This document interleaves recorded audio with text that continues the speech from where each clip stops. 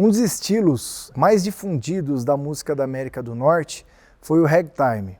Ragtime foi considerado um dos primeiros gêneros genuinamente americanos. Ele é caracterizado pelo uso abusivo das síncopas, o que faz com que a música tenha um swing todo especial. O nome ragtime vem de ragged time, que quer dizer tempo rasgado, ou seja, justamente por conta desse excesso de síncopa, desse deslocamento das figuras rítmicas que deixa a música toda swingada. É importante dizer que o ragtime influenciou vários estilos musicais que vieram depois dele, e não só estilos da música popular, mas grandes compositores como Erik Satie, Claude Debussy e Igor Stravinsky. Um dos maiores compositores desse estilo musical foi o americano Scott Joplin, compositor negro que vem numa família muito pobre, uma família que chegou a morar na rua, mas ele tinha um talento muito especial ao piano, o que fez com que a sua vida pudesse ser muito fértil e a produção e a consolidação do estilo do ragtime pudesse acontecer principalmente pelas mãos do Scott Joplin. Esse estilo musical, ele aconteceu especialmente na virada do século XIX para o século XX.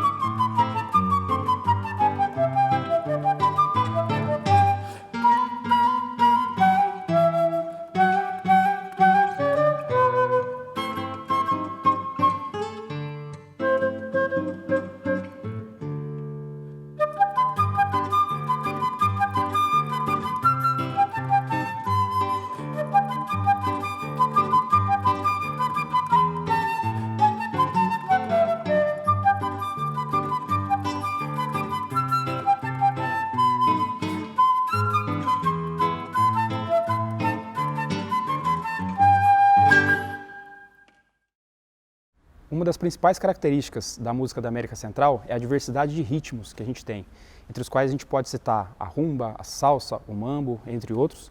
E dentro desses ritmos, uma característica bastante forte é a existência de claves rítmicas, que são pequenos ritmos que são repetidos e caracterizam cada um desses estilos. No âmbito da música escrita, da música clássica, um compositor que se destaca bastante é o cubano Léo Brauer, que é violonista, compositor, maestro, regente, e que dentro da sua obra abarca bastante dessa diversidade da música cubana e da música do mundo.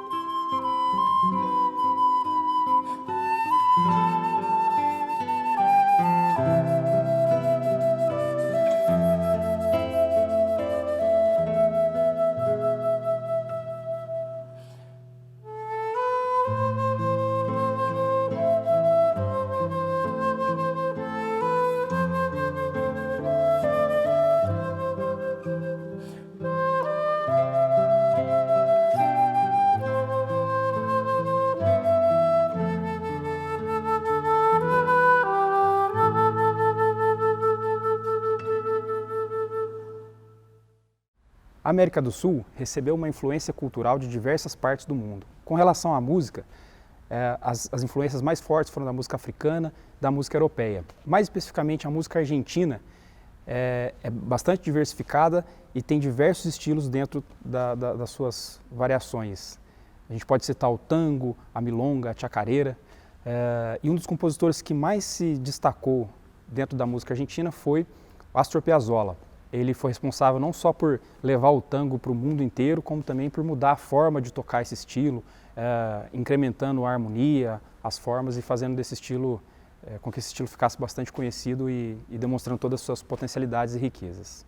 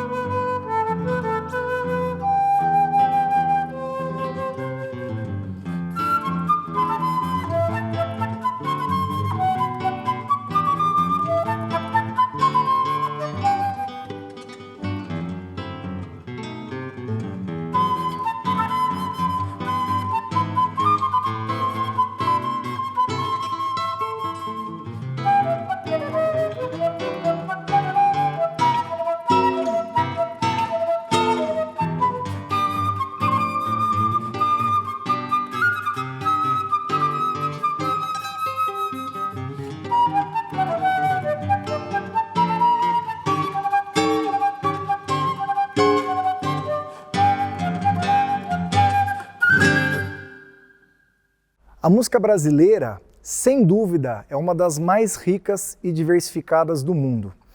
E eu estou aqui para falar do choro. O choro é um estilo musical que também é muito diversificado, que também é muito rico. Por quê? Porque ele não é necessariamente um ritmo. Na verdade, o choro é um estilo, uma forma de se tocar valsas, polcas, uma série de andamentos diferentes, mas com uma característica muito brasileira, com muito swing.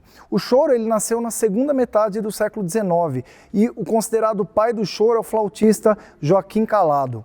O Joaquim Calado formou seu grupo em 1870 e esse grupo foi responsável por difundir esse estilo musical. Um outro grande flautista contemporâneo foi o Altamiro Carrilho, um dos gênios do instrumento, a quem eu tive o prazer de conhecer pessoalmente, e uma figura muito divertida, muito carismática, muito adorada por todos e que além de levar a flauta no Brasil para um outro patamar, ele levou o choro para o mundo todo e infelizmente nos deixou em 2012, mas além da sua música, deixou uma série de composições muito bem escritas para vários instrumentos, claro, especialmente a flauta transversal.